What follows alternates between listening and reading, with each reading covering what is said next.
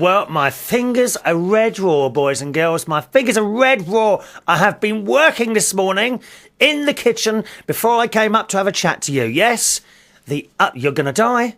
You won't believe when I tell you this. My oven has been cleaned. Yes, it has. Is it sparkling? No, not quite. I cannot lie to you. The oven isn't sparkling, okay? But it is much cleaner than it was. I've never seen... Oh, it was shocking. I was embarrassed last night, okay? Last night, a friend of mine... do you remember the one I've got back in contact with? Ron and his other half came round and I did them dinner. I had a dinner... Well, I mean, I say it's a dinner party, you know. It wasn't exactly on the kitchen table. But in fact, the dinner wasn't on the kitchen table at all. It was on trays, on laps, in the living room. I mean, is there anything wrong with that? Please tell me. Is there anything wrong with it? As it happens, I've got a lovely table in the kitchen. Beautiful wood, glass top. I bought it years ago, and it was quite expensive. I don't know what came over me all those years ago to waste money on something as mundane as a kitchen table, but it's lovely. It's all like beechwood round the outside, and the middle's glass, and it came with 4 chairs. And it's a proper dining table. You can also pull out either side to make it longer, which is a bit of a waste of time really in my kitchen because there wouldn't be enough space to do that. However, if you moved it in the living room, I suppose, for some sort of Christmas occasion or some family do like that, then that facility is there. Well, it's become more of a place to put things, to be honest. The bread machine's on there. There's a couple of carrier bags on there at the moment, I'm recalling. There's a few coins and bits of money. There's an asthma thing. And there's lots of... and you can't... I'll be honest with you. You can't see the top of the table. Okay? And before they came round last night, I thought, should I clear that? Should I clear that table and we'll have dinner at the table? And I just couldn't be bothered. Have you got that? What's it like in your kitchen? Have you got a spotless kitchen? Or are you having trouble seeing your surfaces? I can't see my surfaces. Seriously, there's stacks of paper. I was looking through some of the papers the other day and I thought, I should have dealt with this. And they're a couple of years old. You know, you just forget these things, don't you? It's probably the worst thing you can do, put something aside for later. Anyway, so that's the kitchen table. So I did do dinner yesterday, and I had them sit in the living room and put it on their laps on a tray. I mean, it doesn't taste any different, does it? Oh, I can hear some of you going on now about presentation, aren't you? It was presented on a plate, on a tray, knife and fork. What did I do? I did Ron. He wants chicken and rice. Because he doesn't eat potatoes. He's on a diet. He's continually on a diet. And the other one, he had chicken and chips and vegetables. I had fish. Now, the reason I didn't have chicken was because I'd already had chicken in the afternoon. Because the day before, I went and did I went to Sainsbury's and got a roast chicken. £7. If you're in the UK, you might think that £7 for chicken, that's a bit much. Yeah, it's organic free range. I've told you before, we can't be buying battery things. Poor little things stuck in cages for all their lives. And yes, they do know. I can't stand these people. They don't know any different. Yes, they do. The chickens do know different. Okay? So that was what I did yesterday. But today, I thought, well, I don't really want to do another roast chicken. I'll do... breast, because I said to him on the phone, what do you want to eat? He said, just do us a couple of chicken breasts. So I said, okay. So I went up to Sainsbury's yesterday and I'm looking for these chicken breasts. Same section as I bought my roast chicken. Remember that whole roast chicken was about £7.50, okay? About $15 for a whole roast. I don't know, does that compare at all to the price of a chicken in the United States? How much would an organic, free-range chicken cost in the United States? I'd be interested to know that. There's an email address to the show. Join in, please. It's chris@unitedkingdomtalk.co.uk. chris@unitedkingdomtalk.co.uk. So I went up to the chicken breast organic section. And that was bleeding pricey. I picked up a little packet with 4 chicken breasts in it. How much do you think that cost? Come on. Bearing in mind, I've already told you, 1 whole organic free-range chicken was £7.50. How much do you think 4 chicken breasts in a packet, organic free-range were? Any ideas? Go on, have a little think. Are you sitting down? £11.35. £11.35 for 4 chicken breasts, dear. God's sake. And I can't lie to you. I will not eat. I just won't eat the battery chicken stuff. I just won't eat it. But I thought to myself, wrongly, oh, will they notice if I give them the cheap chicken? And I went over to the cheap chicken, and there it was, 4 chicken breasts for about £2.50, £3, something like that. I thought, that's a huge difference. And I thought, no. And I thought, Chris, don't be nasty. Don't change your morals just because it's not for you, dear. So I then went back, and I had to look around for perhaps smaller pieces, and they were the smallest ones, dear. And I thought, maybe 2 bits of chicken each is too much. Maybe they should have 1 each. And I thought, because actually I only have 1. If I do a little chicken breast or something, I'll have 1. It's like when I did that roast chicken. That's why I said to you I had chicken this afternoon. Because yesterday I had half of the breast and a bit of leg. I'm not keen on leg, actually. I usually end up giving that to the cats.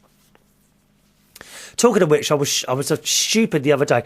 I thought to myself, you know, like when you get the chicken and the legs are at the front, and I thought, why can there be 2 legs at the back as well? You know when you see that chicken and it's in the plastic thing in the supermarket. And I was lying in bed yesterday afternoon, actually, and it suddenly popped into my head, hang on a minute, chickens have only got 2 legs, haven't they? I couldn't work out in my mind, right? How comes there were 2 like leg type things at the front and 2 weaker type leg things at the back? Of course, they're the wings, aren't they? I thought to myself that these chickens had 4 legs for some reason. Anyway, back to that story. So I'm humming and hawing that, oh, shall I get the expensive ones or shall I get the cheap ones? I ended up getting the expensive ones. I thought, no, stick to your guns, give them the proper stuff. So I bought those. Went round the supermarket for a few more bits and pieces. And then I came to the flower section. Now, this was last week, remember? Just before Valentine's Day, okay? They had bunches of roses in there. How much? Now, bear in mind, this is a supermarket, not a florist. I've said many times before, do not buy roses for Valentine's Day. It is such an absolute rip-off. However, last year I did note that Asda, the preferred supermarket of myself, were doing a very, very good price on roses. I think there was something like £1.50 each, which is a little bit dearer than usual, but nevertheless, for Valentine's, yeah, maybe you pay a little bit more.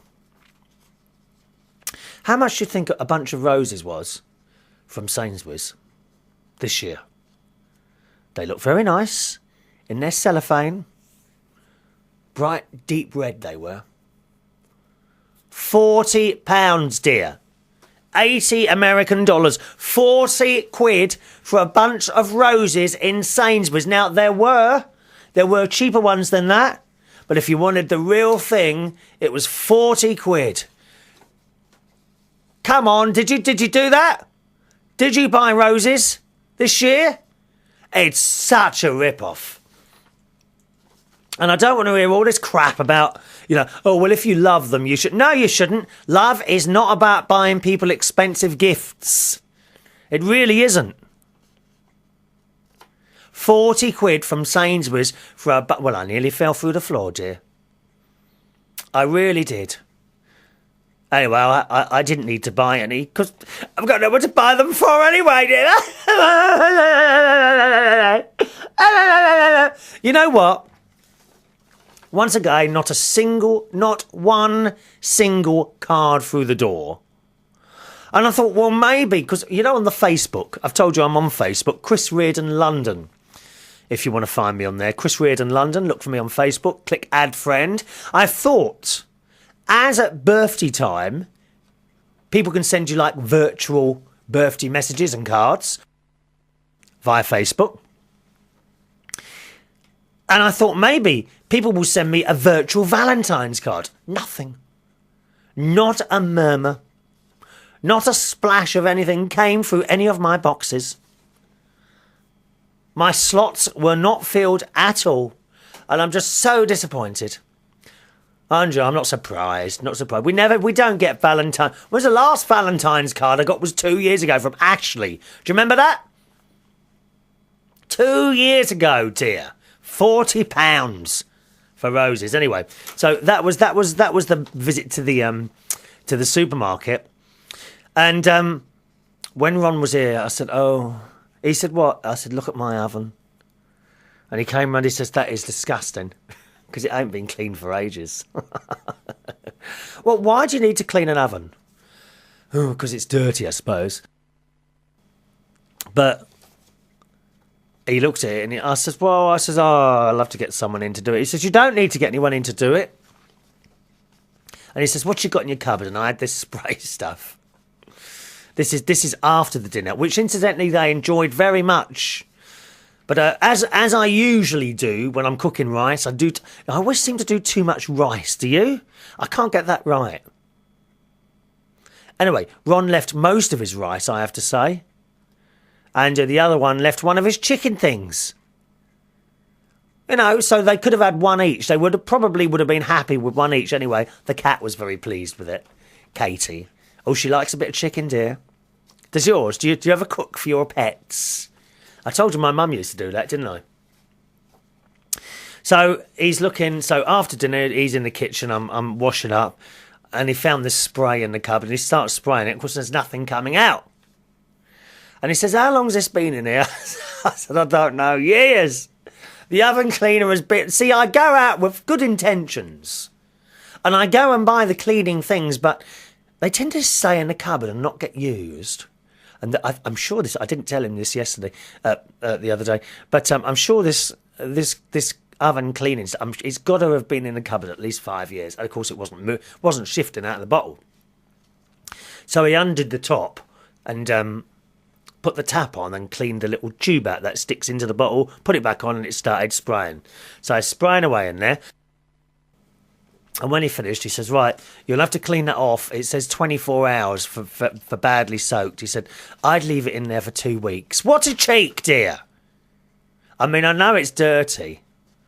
The thing is, it wasn't just like burnt on dirt. It was like dirt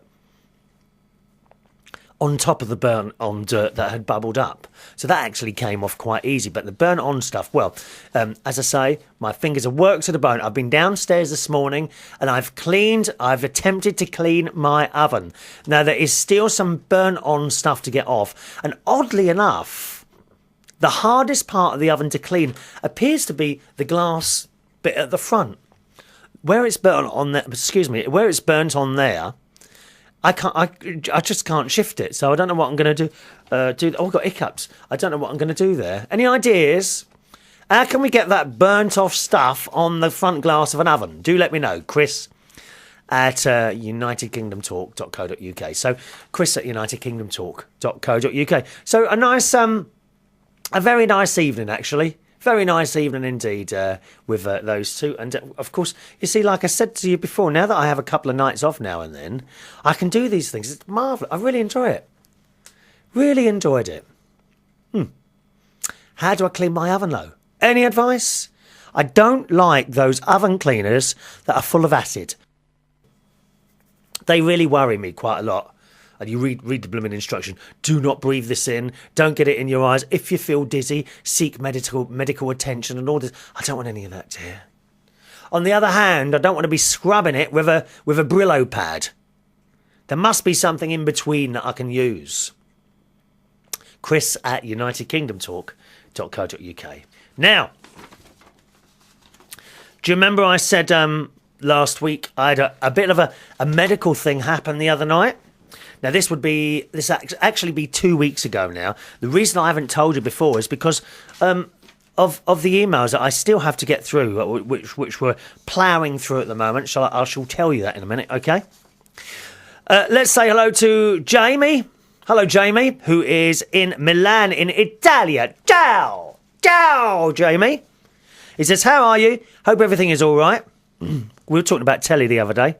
I don't watch television, but I heard this morning, well, it would be last week now, that it snowed in the UK. He says, here as well. I'm still listening to your last show on YouTube. I feel honoured that you dedicated 7 minutes to my message. What, are you sitting there with a stopwatch, dear? No need to time things. We don't worry too much about time here at United Kingdom Talk. Only that we finish on time. That's all we need to worry about. Everyone deserves time. He says, and that it made you laugh with the orientated thing.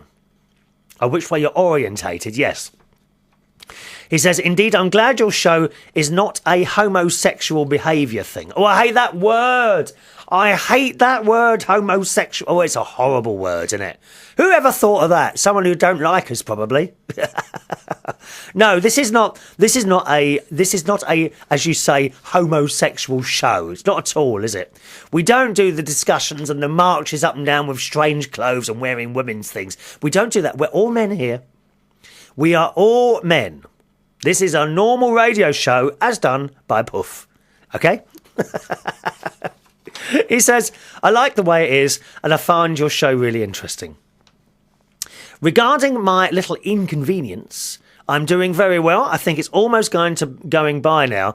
You're right of saying with the more older we get, the more easier it becomes. That's when you split up with someone he's talking about there. Okay? When you're young and you have a girlfriend or a boyfriend, then you split up. It's very, very hard. It's completely heartbreaking. It really is. And you're 25, so you're at that age. So, but as I say, it honestly does get better as you get older. Jamie works in a hotel, and in his spare time, he does a lot of things like watching movies. I also found out how to download your audio files from your main website, unitedkingdomtalk.co.uk. Thank you very much. Hope to hear from you soon. Wish you a good night. Bye-bye from Jamie. Another very happy customer. That's what we like to hear. Keep smiling, Jamie. Keep smiling through, just like you always do, till the blue skies. What is it? Blow the. What is it now? Blow the dark clouds far away. I'm not sure the words of that. Of course, Joy in Acton will know the words for that one because that is an old war song as sung by the great Dame Vera Lynn. We like Vera Lynn here on the programme. It's a man in Iceland, Robert. He says, because I was insulting his elves the other day, in Iceland they have elves. This is true, and apparently some of them live under Robert's staircase. And he says here, what, you naughty man, insulted... what I did, I wrote, is Elvis short for elves? Are elves, in fact, small Elvises? Okay? Because people often say that Elvis is still alive. Maybe he has been reincarnated with lots of little people called elves, as is short for Elvises. And he wrote to me, what, you naughty man, insulting the kingdom of the elves? I shall send the ninja squirrels. Who is this Elvis and small Elvises? Can I have a pint of whatever you're smoking, Robert the Viking? No, you can't have anything. And I don't smoke, thank you. Disgusting, filthy habit. Oh, it does make me laugh, all these smokers. You'll get cancer. No, there's no proof. They sit there, don't they? There's no proof that we will get cancer through smoking. It's unbelievable. Talk about turn a blind eye. Aye, aye, Captain. Hello to Ross P. from Norwich. It's been a while since we heard from you, sir. I know you've been doing your shows, but no emails coming into this programme. That's it, isn't it? And that's what people do, you see. They go off and do their own shows after watching a few of these, and you don't hear from them anymore. Is that what I am to you? Just someone to teach and then you move on. Nobody loves me. Nobody loves me. Ross writes, just catching up on your shows. I'm listening to you talking about dropping a couple of jobs that you need your own time. A friend of mine who I work with always seems to be at work. In addition to the normal 10-hour shifts I do, he always seemed to stay for the night shift for another 4 hours. He must never see his girlfriend or have time to relax. I always do Sunday overtime when I can to get double the time and money, but during the week I just do my normal hours. If not, I get too knackered and won't see my girlfriend Donna. I hope that now you will be having a couple of nights free, you will be able to relax and recharge your batteries.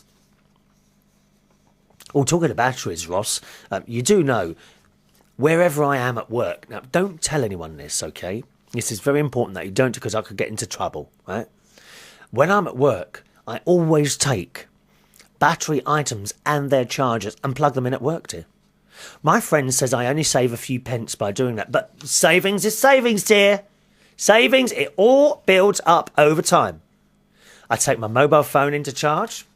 I take my Bluetooth headset that I wear in the car. I take that in and charge it.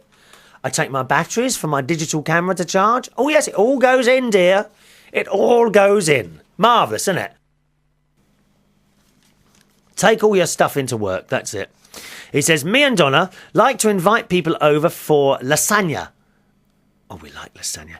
At our house, and then go to the local pub for a cheap drink and meal just to get out of the house, and it also gives you something to look forward to. He says, there's more to life than work. Yeah, there certainly is, Ross. P.S. I haven't mentioned it on my show yet, but 6 months ago, I applied for a management course at the place he works. A management course, dear. I got the job, but bottled it at the last minute as I heard rumours that the shifts were going to be awful. What, you backed out? Oh, dear. Luckily for me, I didn't take it, as the person who now has that job is working 3 p.m. to 11 p.m. Monday to Friday. Well, hang on, 3, 4, 5, 6, 7, 8, 9, 10, 11. Yes, only 8 hours. Aren't you doing 8 hours? He says he never sees his missus. What a way to live. Not for me, thank you. Love the show, and it's Ross P. from Norwich. Da da da da da da da da da. Have I got that on here? I think I have. Hang on. Let's play a part of the Ross P. theme tune, if it's here.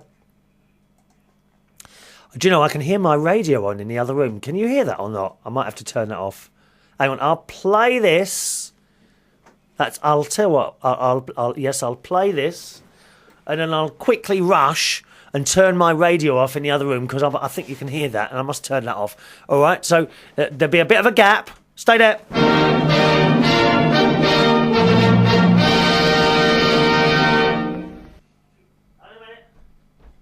I'm coming. Oh. She was coming round the mountain where she comes. There we are.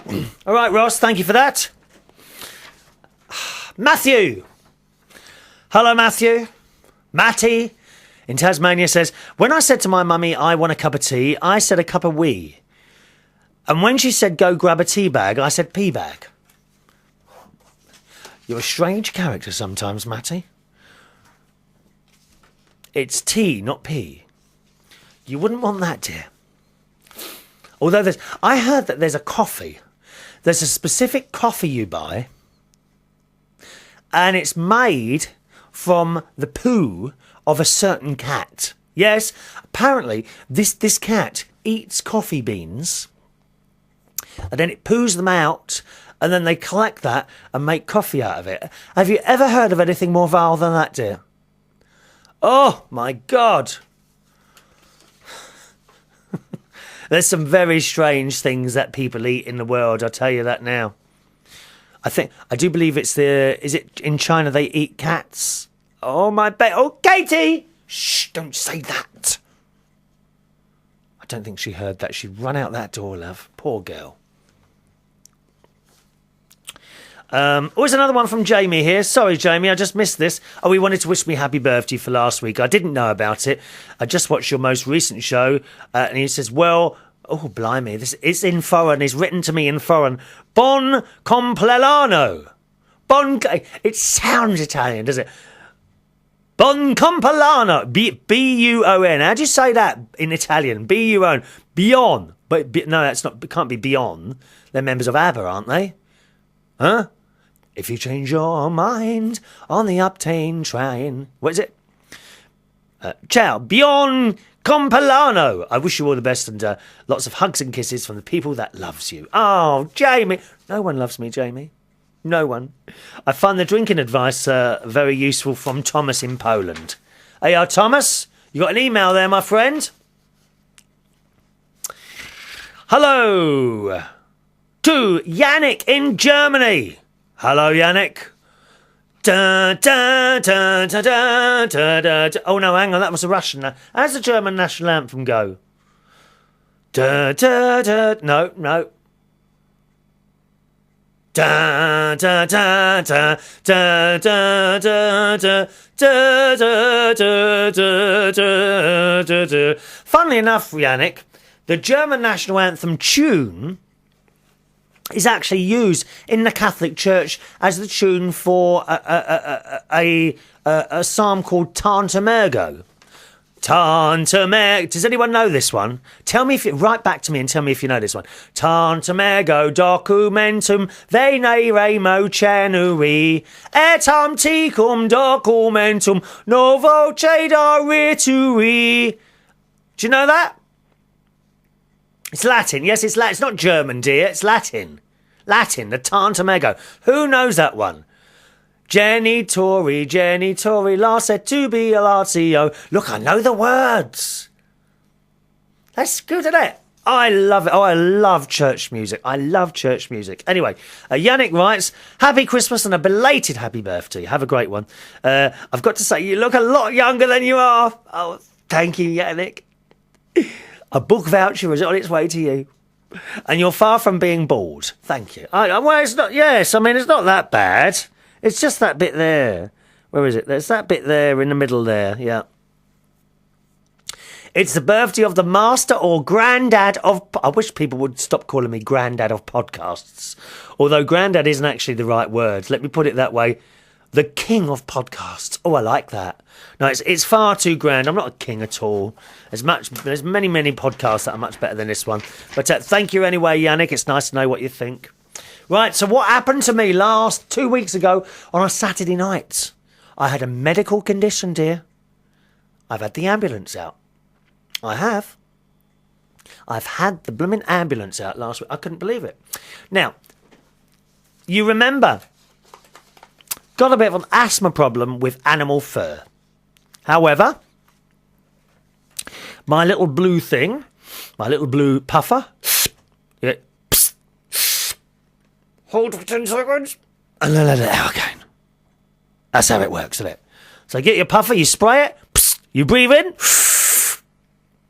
you hold it for 10 seconds, like that, and then you breathe it out again, and within 4 seconds, you are once again able to breathe the beautiful air as provided by the Lord Jesus Christ above on this planet.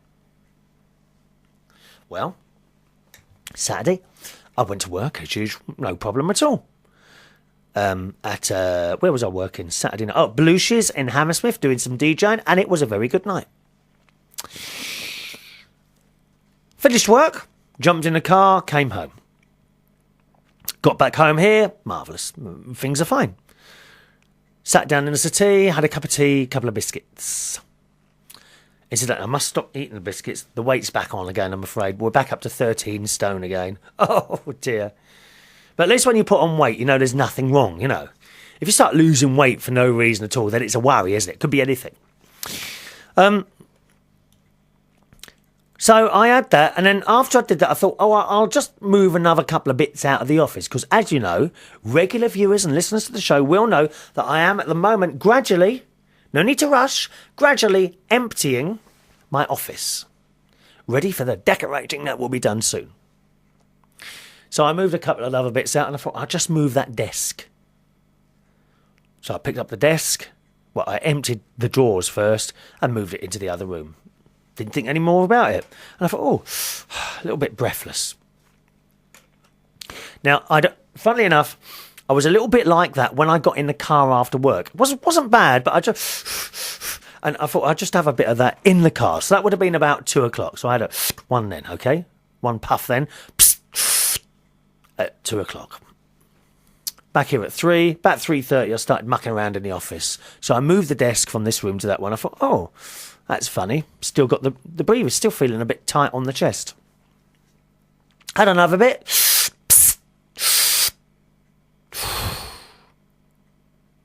And went back downstairs, sat watching the telly off. And I thought, my chest is still tight. This isn't right. And I think you start getting a bit worried now, don't you? And you start thinking about it.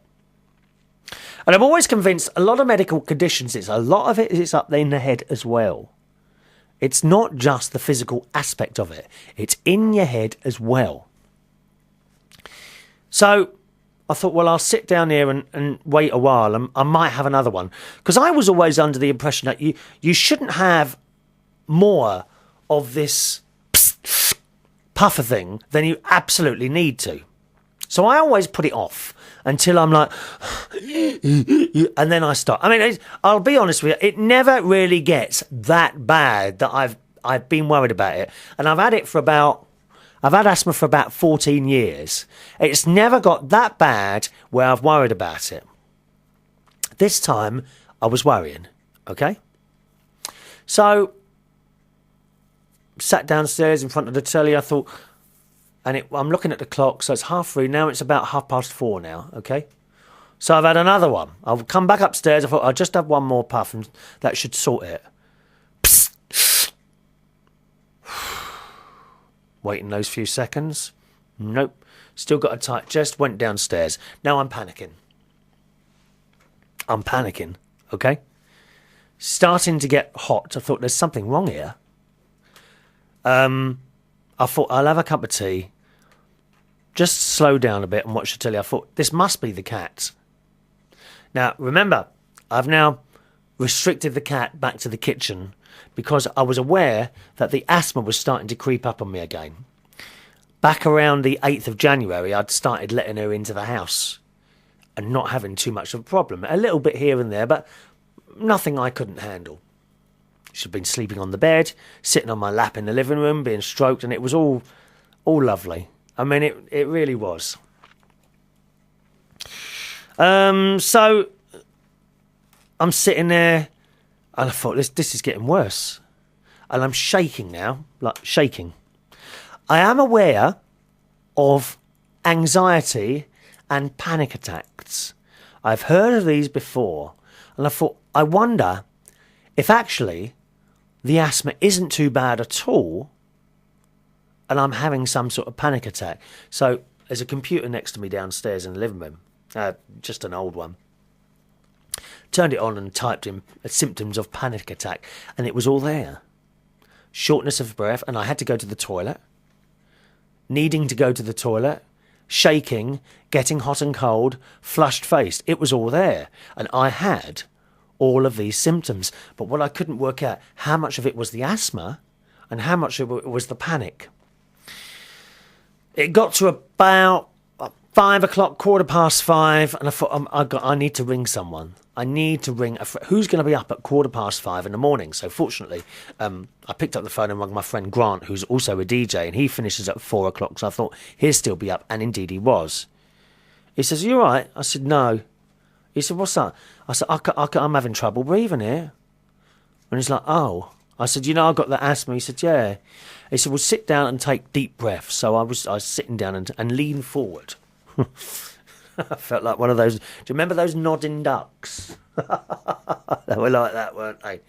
We never had one of those. in the like green test tube of stuff, wasn't it? So I'm leaning forward. He said, "Oh, you do sound a bit wheezy." He says, so he's talking to me now. I said, "I'm not sure how much of this is the asthma and how much is the panic attack." I said, "Half the problem is I'm here on my own. And anyone who lives on their own will know exactly what I mean by that. When you're ill, and it appears to be reasonably serious, it is very, very frightening." Okay? I'm not being funny, right? But if you live with someone and you walk into the living room and they're down on the floor or laying on the settee and you can't wake them up, you're going to call an ambulance, aren't you? When you're on your own, that's the problem. There's no one to see you. So you really are in the hands of God, aren't you? Do you see what I'm saying here? It's very, very frightening when you're in a place on your own and you're ill. Anyone who's on their own and watching or listening to this show at the moment will know exactly what I mean. It is terrifying. And I think the fact that you are on your own brings on a panic attack. Now, I'd never had one before.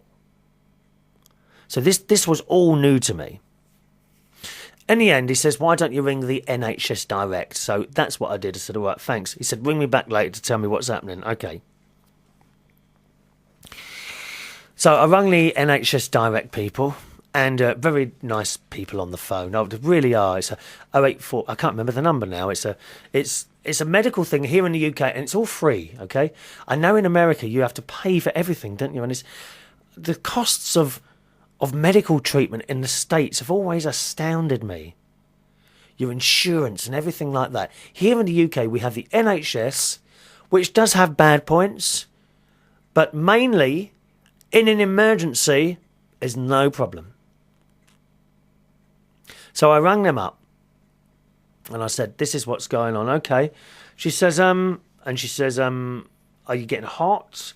I said, "Yeah." She says, "Have you got any pain in your chest?" I said, No pain." "Okay. Have you got any pain in your back?" I said, No pain in my back. So it's just the breathing, is it? And I'm like, "Yeah." She said, "Oh, you do sound a bit wheezy." She said, "Can you walk around?" She said, "Is your face flushed?" So I said, "Oh, I don't know. I'll go to the toilet and look in the mirror." She said, "Well, don't exert yourself. Just take it easy. Go over there." And I got up and walked quite easily to the toilet. Looked in the mirror. I thought I looked quite normal. So I come back. I said, "No, face not flushed, just normal." So she says, "Oh, well, it doesn't seem to be any symptoms other than the wheezing itself." She said, "But it does sound quite bad. I'll send someone round. I'll put you through to ambulance control." So I heard a few clicks, and straight away they answer. And so, "Hello, ambulance control, what's the problem?" I said, so I told her, "Okay, we'll get someone to you." I said, "Oh, I'm really sorry to trouble you." I said, I don't know, this is possibly partly to do with it." But she said, "Please don't worry, help is now on its way. They'll be with you in a few minutes." Well, blow me down, 4 minutes later, this bloke arrives with his bag. Quite a large bag. It was like the sort of bag that you'd have, when you play cricket and you have those long bags with bats in. It was like that. So he says, "All right, mate, come and sit down." So I sat on this. He says, "All right, you got a bit of an asthma problem." I said, "Yeah." I said, "I've never, ever had it bad like this." I said, "And I hope I haven't wasted your time." He said, "You haven't wasted our time, mate." He said, "We've got a list of people that waste their time. You're not on it, so don't worry." I mean, because it's terrible, really. Some people call out an ambulance for the most mundane things, and it makes me angry. That makes me very angry, and they get false calls. People who think it's funny. People who thinks it's funny to send an ambulance round to an old person and pretend they're having a heart attack. Ambulance get there, of course the old person is asleep. You know what people are like? They don't like some people. And that would be one of the things they do. And it's terrible, right? Because the ambulance could be at someone's house on a false call when someone else down the road is dying from I don't know, bleeding to death or something like that. Dreadful people who do that. It's not funny. I've got to be honest, I've got a bit of a sick sense of humour sometimes, but that sort of thing is not funny. It's like these arsonists who set fire to those beautiful forests in Australia. Some people would think that's funny. You know, it's just beyond me. Anyway, so he says, so he gets the blood pressure things out, checks that, that's fine. He checks my pulse, that's quite fast because I'm breathing a lot. He said, well, that's quite fast. I said, well, why is that then? He said, because you're breathing like that a bit. I was breathing like that. And he says, you're taking in too much oxygen and the carbon dioxide isn't getting out. Or something like that. He says, if that happens again in a panic attack, try breathing into a paper bag. I said, well, I haven't got a paper bag. And I said, I've got a plastic bag. He says, no, mate, don't you'll suffocate. And, you know, just the fact that he was there in the room talking to me made me feel better. There's someone else in the house. So now I know if I suddenly keel over, someone's there. Not only is someone there, but an ambulance man is there, which makes all the difference. So he then, what else did he do? I can't remember now. Checked my pulse, checked my blood pressure, took my temperature.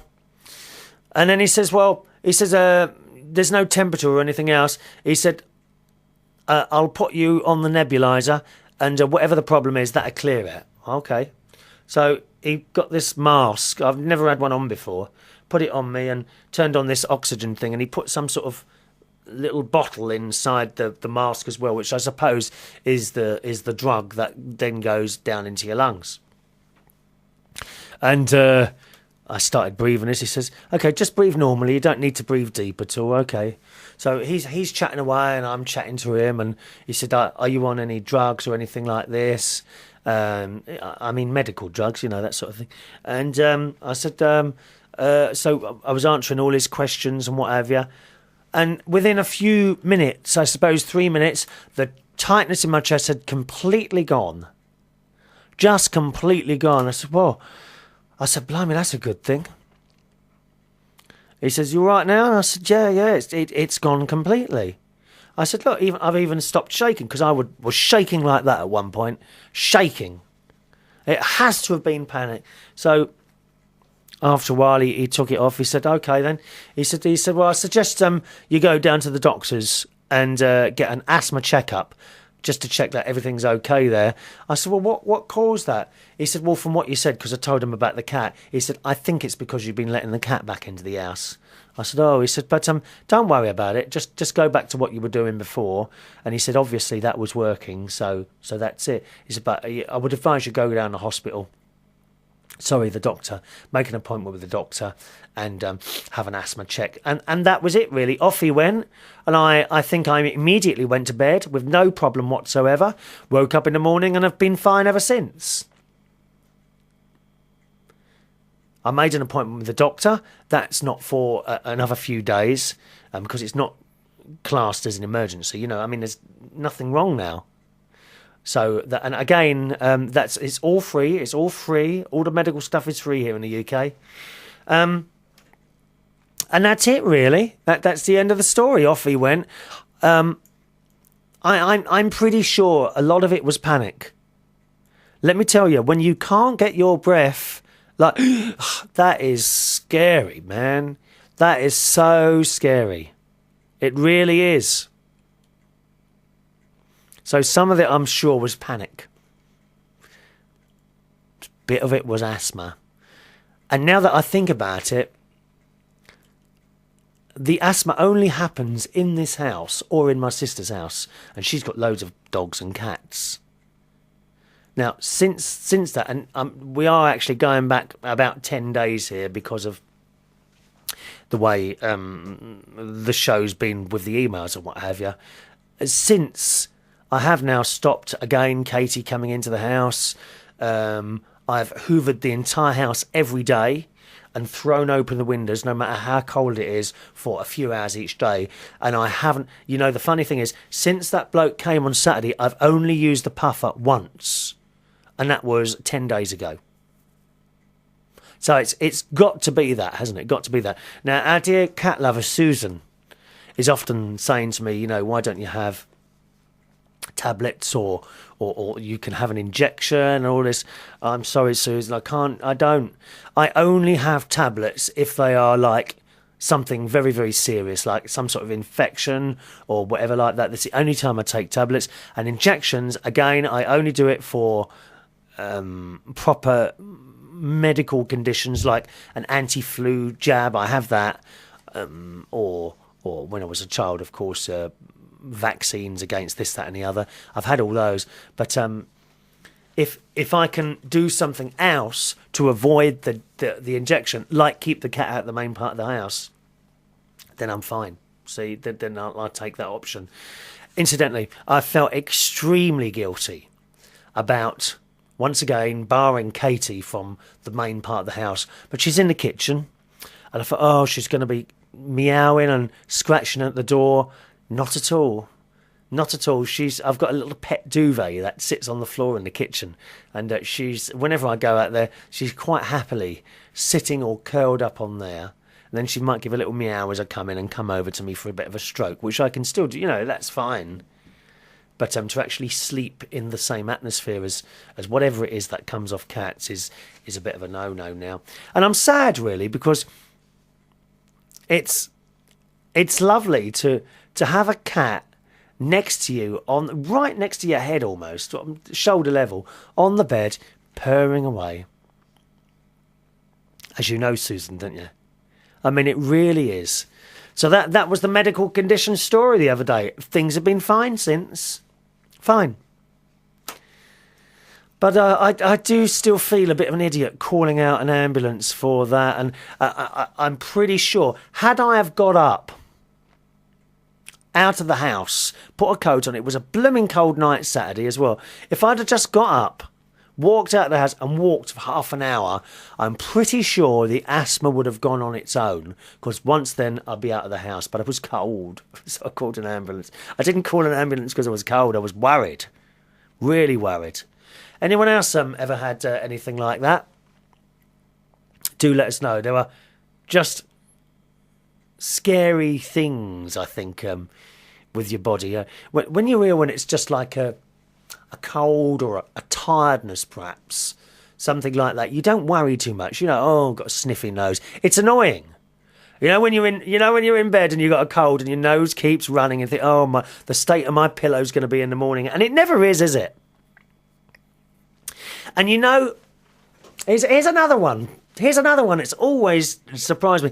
When you've got a bit of an upset stomach and you have to keep making trips to the toilet, and sometimes it gets a bit close to whether you're actually going to make it or not.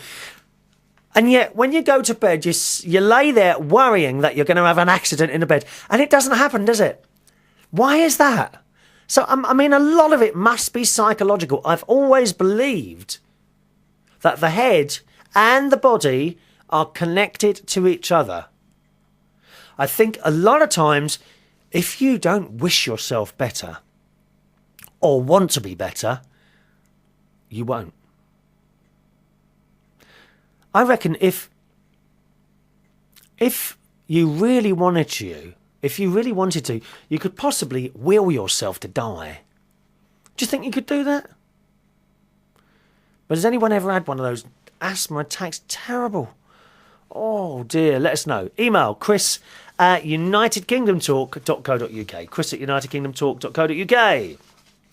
Now, where are we going to now? Hello, it's a man in Iceland again, Robert, who we heard from earlier. Chris, oh my gosh, he says. We get Sky News here in Iceland, and it was with some interest that we saw snow in England. He says, well, to us up here on the roof of the world, we would call that but a hard frost. You're having a laugh, and we're about 4 inches in places, dear. A hard frost? Temperatures up here are around -16. Oh, no, thank you. I'm not coming to Iceland. And that is a tad on the cool side. I shall be sending you something in the post over the next few days. Dried fish. Oh, God. What is that for the cat? This is part payment for monies owed to the UK and does not and should not be regarded as acceptance of a debt.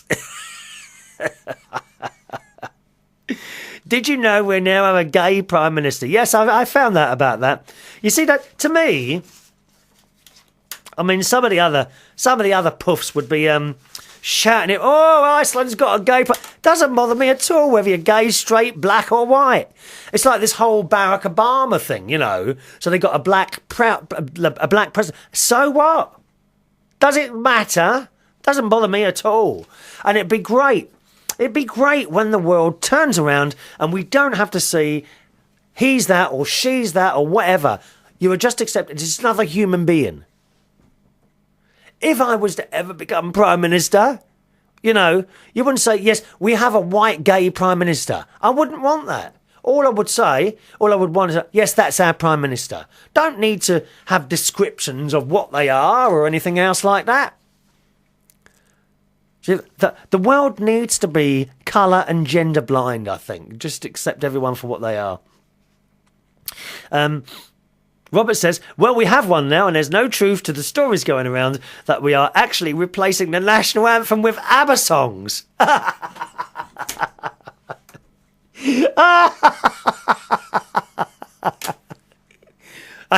love it. Can you imagine that at the Olympic Games? Then if Iceland wins something, and they don't seem to win much at the Olympics, do you? Do you actually send a team?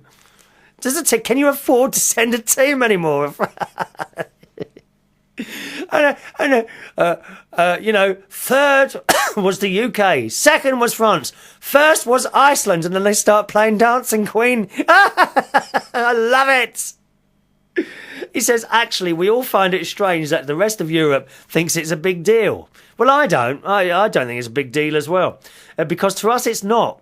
We call her Saint Jonah. Is it Joanna? Yeah, and she is held in very high regard. When she took office, you could hear the emotion in her voice as she, with honour and grace, accepted the task of steering us towards calmer waters. In a world where violent protests seem to be common, it was with pride that I saw my Icelanders adopt a better way. We stood outside of the government offices, and with anything that would make a noise, we let them have it. You should have taken one of those ghetto blasters and played ABBA songs. That's what you should have done, Robert. And take your elves along as well. On one occasion, a funeral procession was passing, and as a mark of respect, the whole crowd went silent. We would behave ourselves, and we did. Also, the leaders of the protest said to the police to have a rest as we would behave ourselves, and we did. What a nice lot of people you are in Iceland, I have to say. Content to just make a noise with saucepans and drums. The government fell. A mark of a good protest is when you can take your children out and show them that to take action is democracy and not anarchy. He says, and now to something completely different. I know that you've been making accusations as to my mental state. I haven't said a word, Robert. Not a word, dear. I know this because my people, the Elves, garden gnomes, and my army of Yuletide lads have told me so. And now I need to address the matter of the donkey which we have taken hostage. I hate to admit it, but can you take him back? No, I don't want it back now. You've had that donkey for so long, I don't want him back, thank you. Keep him. The damn thing has not stopped eating since it was liberated, and now enough is enough. My good friend Leo from Norway has suggested eating the donkey. However, he is such a scrawny beggar that is quite frankly, there is not enough meat on the old nag to feed one of my elves. I'm talking about the donkey, by the way, and not my Viking brother, from Robert the Viking, who always writes. I love your emails, Robert. That's what we need in this world. A little bit more fun, don't we? We need a little bit more fun. Joe from American Talk USA says, can't begin to thank you for the show the other week, allowing Millie to share part of her story with us. What an awesome, sweet, inspirational person she is. Please have her on again. So thanks for that. Also, other news from Joe. You may remember he was asking for prayers from his mother, who's in a rather serious condition at the moment. And those of you that have prayed, we have some good news. She is now recovering. She's having radiation treatment. So there we are. She's got a little bit of a problem with some cancer. and she started radiation treatments a day, 5 days a week for 6 weeks, and is actually picking up. So, was it the prayers? We think so, don't we? Okay, thank you very much for your prayers. But you will need to keep those up for a little while. We're not out of the woodwork. Is that the word? Not out of the woodwork yet. I think that's the word. Suko in New York writes, I've just returned from painful physical therapy when I was listening to your latest show while my arm was being iced after torturous hours of exercise. Do you remember when I said I always find it funny when people fall on ice? Well, Suko's fallen over. She says, I'm so glad you find it funny when people fall on ice. I was not laughing when I broke my fall with the palm of my hand, shoving the radial bone into the elbow, fracturing it. Oh, my word, Suko. You got no business going out in that ice, dear. It's a different thing, you know, going in snow and going in ice. Oh, it's just awful, just awful. Okay? Thank you, Suko. Hope you're well soon. It's so hard. It's worse falling on ice than it is falling on concrete, I'm sure. One more email we got time for today from Doug, who writes, I was feeling really down today, but your reading of Matt's email and you describing how you don't like the word homosexual started cracking me up. He says you were talking about Catholics and it reminded me about when I had to go to a next door neighbour's funeral years ago. I've never seen so much sitting down and standing up in my life. Oh, we like to do that in the Catholic Church, thank you. We like to keep moving. It's very good for the body. You've got to keep exercising, and we do that a lot in the Catholic Church. Thanks for your emails. Some more on the next show. Still got those here to get through, okay? Chris at unitedkingdomtalk.co.uk is the email address if you'd like to join in. Chris at unitedkingdomtalk.co.uk. Thanks for listening and watching the show. See you on the next one. From myself, Chris Reardon. Bye-bye.